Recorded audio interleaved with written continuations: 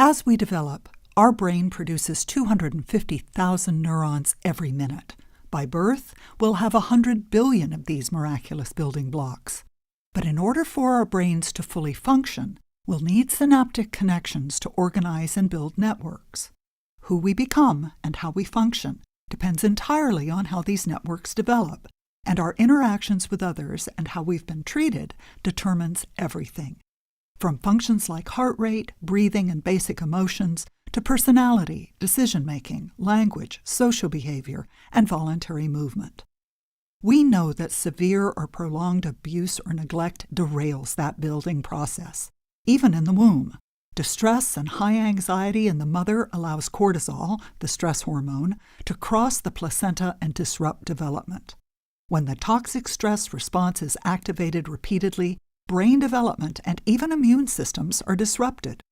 Research has shown that high doses of stress hormones inhibit brain function and impulse control, overbuilding the fear center and the part of the brain that's critical to emotional regulation. TBRI uses 3 sets of principles to begin the healing caused by toxic stress. By recreating the developmental process, TBRI strives to introduce the nurturing that was absent in those toxic situations. And for the child who has endured toxic stress, healing must begin with a sense of both physical and emotional safety, something this child may have never known.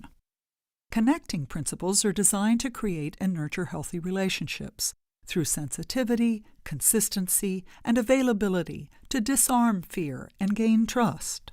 Giving full attention, using a gentle voice and kind facial expressions and body language are just a few of the ways to help build trust. Punitive and controlling responses only feed a child's mistrust and fear.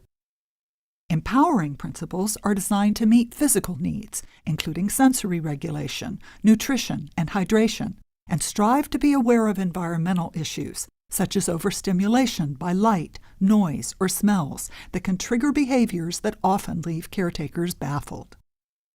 The goal of the correcting principles is to help guide a child through day-to-day strategies, by correcting fear-based behaviors and establishing felt safety, helping a child regulate their emotions, tell their stories, and learn through playful engagement.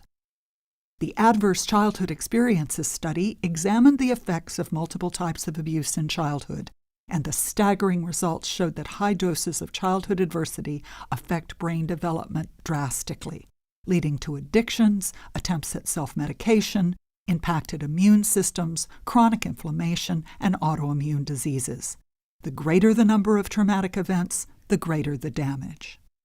TBRI can help stop this ugly cycle. There is hope for the damaging effects of toxic stress, but it will take dedication, education, and most of all, understanding.